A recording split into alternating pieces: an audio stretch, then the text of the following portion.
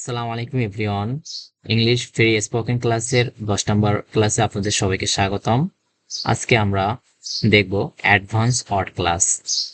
এখানে আমরা একটি ওয়ার্ড দেখতে পাবো, সেটি হচ্ছে ইনক্রেডিবল।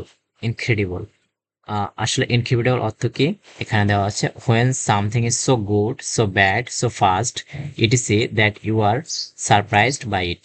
অর্থাৎ যেটি সব থেকে ভালো এবং সব থেকে খারাপ, এরকম অর্থে ইনক্রেডিবল শব্দটি ব্যবহার হয়। যেমন আমাদের কোনো কিছু ভালো অর্থে আমরা ব্যবহার করি সো গুড, অথবা খারাপ অর্থে সো ব্যাড। আমরা প্রথম দিন স্কুলে স্কুলে গেলাম, স্যার আমাদেরকে বিপ্রতা দিলেন, এটা আমাদের জন্য খুব খারাপ একটা দিক। আমরা বলতে পারি today's class is so incredible. Today's class is incredible, অর্থাৎ আজকের এই ক্লাসটি খুবই খারাপ ছিল। যেমন আমরা বলতে পারি my father is incredible, my mother is incredible, my teacher is incredible. অর্থাৎ এখানে আমরা সাধারণত ভালো অর্থে ব্যবহার করব। আমার বাবা অনেক ভালো, আমার মা অনেক ভালো, আমার টিচার বা আমার শিক্ষক অনেক ভালো।